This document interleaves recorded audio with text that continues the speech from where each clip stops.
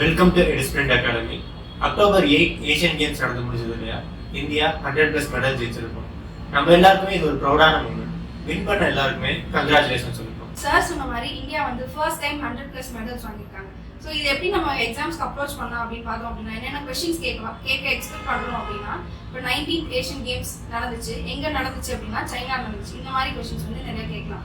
அது ரிலேட்டடாக நெக்ஸ்ட் வந்து சைனாவோட ஸ்ட்ராட்டஜிக்கு அப்படின்னு பார்த்தோம் அப்படின்னா சைனாவோட கேபிட்டல், கரன்சி, அப்புறம் அவங்களோட பிரசிடென்ட், இந்த மாதிரி கொஸ்டின்ஸ்லாம் நம்ம எக்ஸ்பெக்ட் பண்ணலாம்.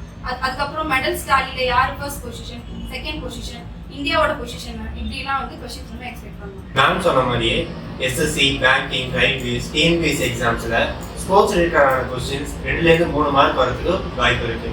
ஸோ ஏஷியன் கேம்ஸ் நடந்து முடிச்சிருக்கிறதுனால இதுலேருந்து கொஸ்டின்ஸ் கண்டிப்பாக கேட்பாங்க. இதில் இருக்க டேட்டாஸ் நிறையா இருக்கு இல்லையா? அந்த டேட்டாஸை ஞாபகம் வச்சுக்கிறதுக்கு நமக்கு ரொம்ப கஷ்டமா இருக்கும். இந்த டேட்டாஸ்லாம் ஈஸியாக வந்து நம்ம ஞாபகம் வச்சுக்கிட்டாதான் இந்த மாதிரி 2 to 3 கொஸ்டின்ஸ் வந்து நம்ம கண்டிப்பாக அட்டன் பண்ணலாம். ஸோ இது எப்படி ஈஸியாக ஞாபகம் வச்சுக்கணும் அப்படின்றது ஷார்ட்கட்ஸ் வந்து நெக்ஸ்ட் வீடியோ கண்டிப்பாக பார்க்கலாம்.